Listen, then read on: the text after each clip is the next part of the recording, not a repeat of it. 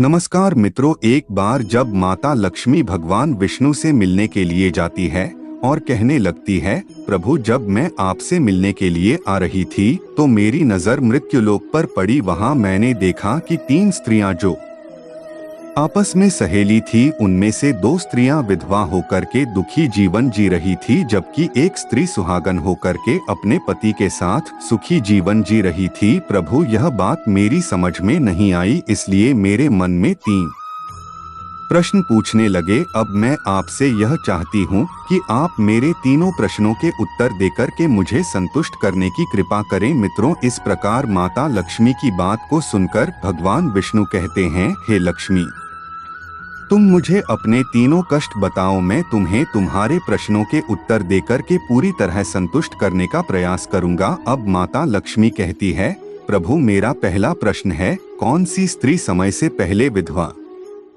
हो जाती है? मेरा दूसरा प्रश्न है, कौन सी स्त्री को जीवन में कभी सुख नहीं मिलता? और मेरा तीसरा प्रश्न है, कौन सी चीज ऐसी है जो एक पत्नी अपने पति को मांगने से भी नहीं देती? मित्रों, इस प्रकार माता लक्ष्मी के प्रश्न को सुनकर के भगवान विष्णु कहने लगे, तुम जिन स्त्रियों की बात कर रही हो उनमें से 2 स्त्रियां विधवा होकर अपना दुखी जीवन जी रही है और वहीं पर एक स्त्री सुहागन होके अपने पति के साथ में अपना सुखी जीवन जी रही है। तुम जानना चाहती हो आखिरकार ऐसा क्यों है? तो मैं तुम्हें एक छोटी सी कहानी सुनाता हूँ। इस कहानी को बहुत ही ध्यान से सुनना। आधी अधूरी कहानी सुनने वालों को आधा अधूरा ही ज्ञान प्राप्त होता है, जो जीवन में कभी काम नहीं आता, क्योंकि तुम्हारे तीनों प्रश्नों के उत्तर किसी छोटी सी कहानी में समाये हुए हैं। यदि तुमने ध्यान से सुना तो तुम्हारी तीनों प्रश्नों के उत्तर तो अवश्य मिलेंगे और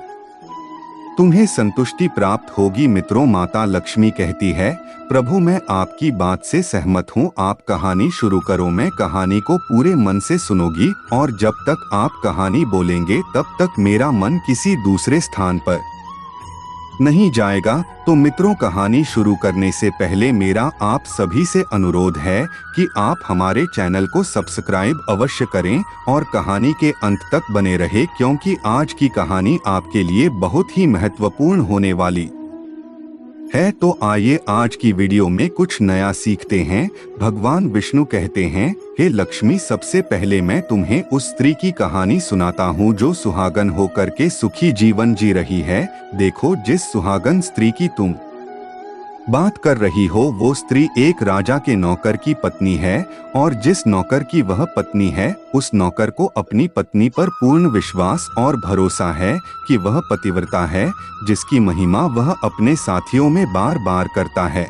अब देखो, एक दिन की बात है, उस राजा के नौकर ने अपनी पत्नी की प्रशंसा इतनी की कि बात धीरे धीरे फैलते हुए राजा के दरबार तक पहुंच गई। फिर तो राजा ने अपने नौकर को बुलाया और उस नौकर से कहा कि तुम हर किसी से कहते हो कि तुम्हारी पत्नी पतिव्रता है, क्या वास्तव में आपकी पत्नी पतिव्रता है कि आपको पूर्ण विश्वास है? इस प्रकार राजा की बात सुनकर के नौकर कहने लगा, महाराज, मुझे पूरा विश्वास है और पूरे से भी आगे विश्वास है कि मेरी पत्नी पूरी तरह पतिव्रता है। अब उसी समय पर राजा का महामंत्री कहने लगता है, यदि मैं तेरी पत्नी का पतिव्रता धर्म खंडित कर दो तो तुझे क्या सजा मिलनी चाहिए? फिर तो नौकर ने कहा, यदि तुम मेरी पत्नी का पतिव्रता धर्म खंडित कर देते हो तो महाराज मुझे फांसी लगा देना। अब उधर वो राजा का नौकर भी मंत्री से कहता है, यदि महाराज यह मेरी पत्नी का पत्नी पतिव्रता धर्म खंडित नहीं कर पाए तो इनको सजा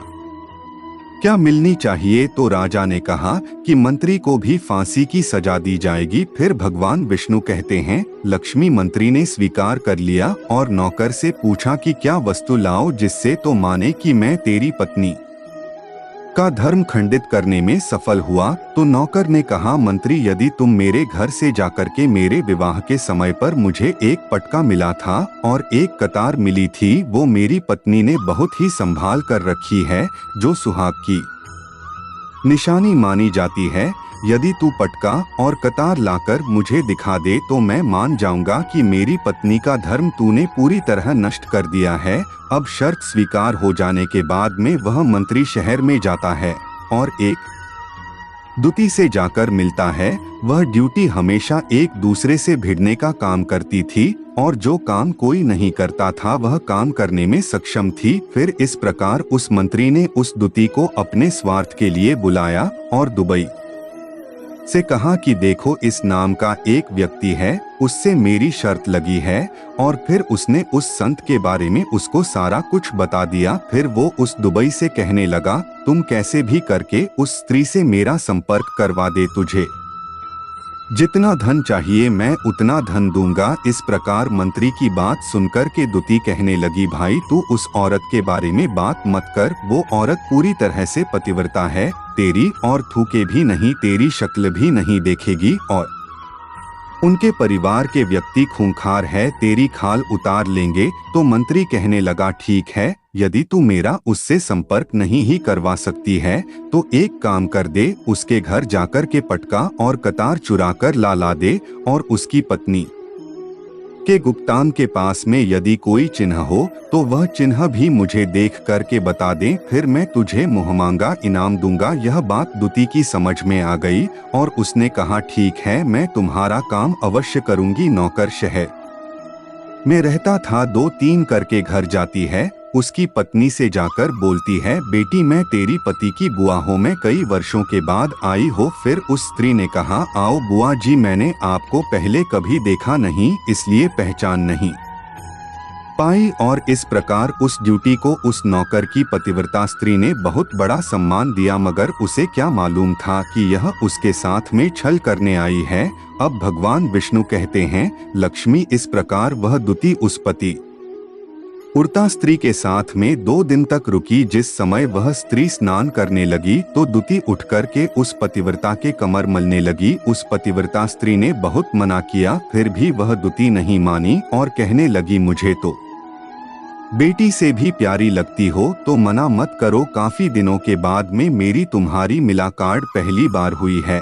अब ऐसा कहकर कि वह दुती मुख पर हाथ फिराने लगी। फिर आंखों को धोने के बहाने से उस दुती ने उस पतिव्रता स्त्री की आंखों पर पानी मार दिया और उस स्त्री की आंखें बंद हो गई। इस प्रकार गुप्तान के पास में जांघ पर उस स्त्री के एक तिल था जो दुती ने देख लिया, बस उसका काम बन गया। उधर ही स्नान करने के बाद में जब वह पतिव्रता स्त्री रसोई में खाना बनाने गई तो ड्यूटी को मौका मिल गया और उसने पटका और कतार उस नौकर के घर से चुरा ली और वहां से एकदम से भाग गई। और जाकर के दुती ने वह पटका और कतार मंत्री को दे दिए और उस पतिव्रता स्त्री के जांघ पर तिल की निशानी बता दें। फिर वह मंत्री पटका और कतार लेकर के सीधा राजा के दरबार में पहुंचा और राजा से जाकर कहा, महाराज मैंने नौकर की पत्नी के साथ में 2 दिन बिताए और यह पटका तथा कतार उसी के हाथों से लेकर आया हूँ। फिर तो राजा में दरबार लगाया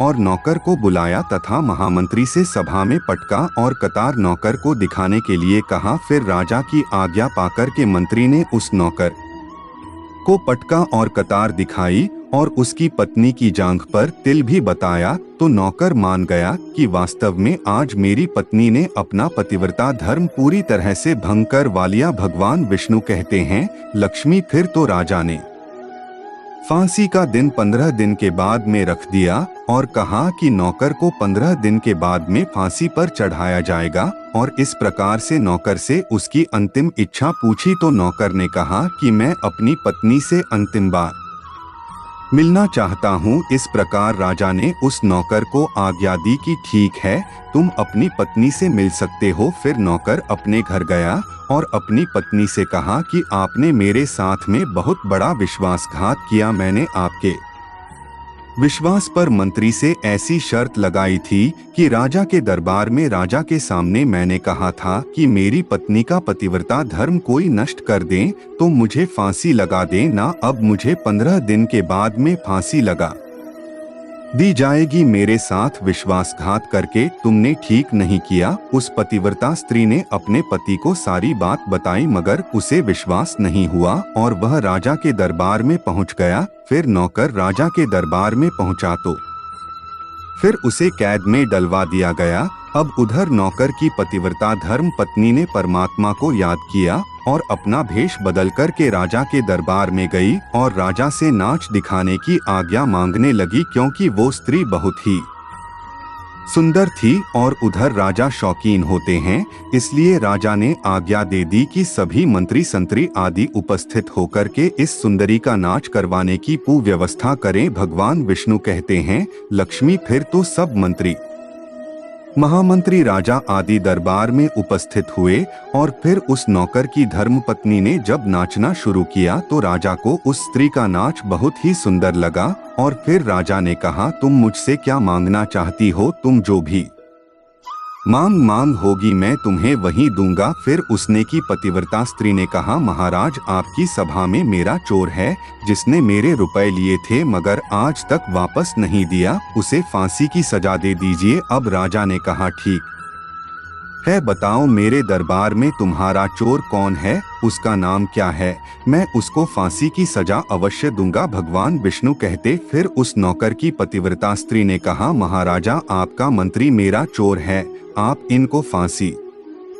की सजा अवश्य दें। अब उधर जैसे ही मंत्री ने सुना कि ये सुंदरी मुझे अपना चोर बता रही है तो मंत्री कहने लगा, महाराज मैं कसम खाकर कहता हूँ कि मैंने इसका कभी कुछ नहीं चुराया है, मैंने इसे आज तक कभी देखा ही नहीं है, तो मैं चोरी कैसे कर सकता हूँ, मैंने आज तक इसकी शक्ल ही नहीं देखी है। अब भगवान विष्णु कहते हैं, लक्ष्मी जैसे से ही मंत्री ने कहा कि मैंने सुंदरी की आज तक शक्ल ही नहीं देखी है तो वो सुंदरी कहने लगी, महाराज यह मंत्री मुझे जानता नहीं है, तो आप इसे यह पूछो कि यह पटका और कतार कहाँ से लाया था। मैं उस नौकर की पत्नी हो जो आपके यहाँ पर नौकरी करता है और आप मेरे निर्दोष पति को फांसी चढ़ाने वाले हैं। अब मैं आपको पूरी दक्षता सुनाती हूँ। यह जो आपका मंत्री है, इसमें मेरे पास में अपनी एक दुद्धि को भेज करके मेरी जांघ के तेल का पता लगाया और उसी ने या पटका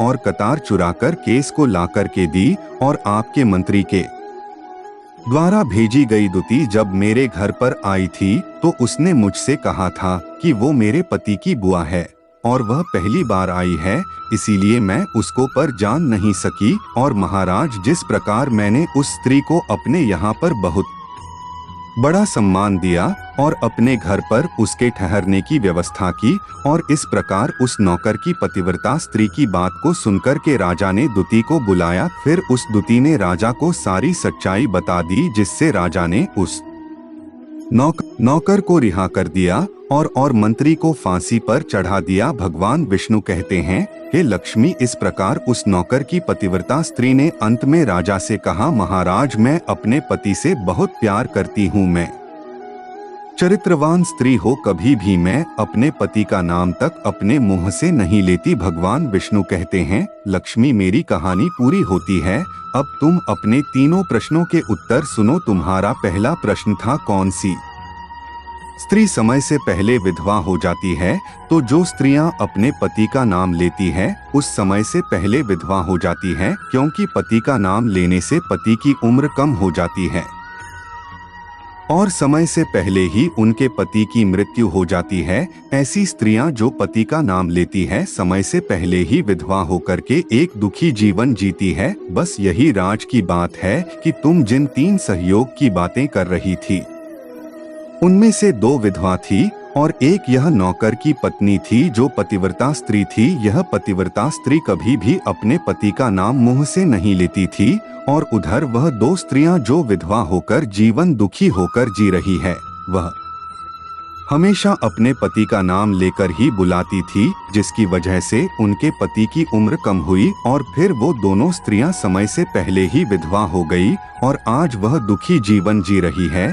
इसलिए कभी भी स्त्रियों को अपने पति का नाम अपने मुंह से नहीं लेना चाहिए। अब तुम्हारा दूसरा प्रश्न था, कौन सी स्त्री को जीवन में कभी सुख नहीं मिलता है? तो समझ लो, जो स्त्रियां अपने पति के बिना अनुमति के किसी तीर्थ स्थान या उत्सव में जाती हैं, उनके जीवन में कभी सुख नहीं आता। ऐसी स्त्रियां जीवन पर दुखी रहती है और उन्हें पति का कभी प्रेम नहीं मिलता। भगवान विष्णु कहते हैं, लक्ष्मी तुम्हारा तीसरा प्रश्न था कि ऐसी कौन सी चीज है जो एक पत्नी अपने पति को मांगने से भी नहीं देती तो समझ लो वह चीज गाली है। एक चरित्रवान स्त्री कभी अपने पति को गाली नहीं दे सकती, और जो स्त्री गाली देती है वह स्त्री कभी चरित्रवान नहीं होती, और ऐसी स्त्री जीवन भर रोती है, उसके जीवन में कभी सुखी नहीं आती, और समय से पहले ही ऐसी स्त्री विधवा हो जाती है। मित्रों, इस प्रकार कहानी सुनने के बाद में माता लक्ष्मी पूरी तरह से अपने तीनों प्रश्नों से संतुष्ट होकर कहती है,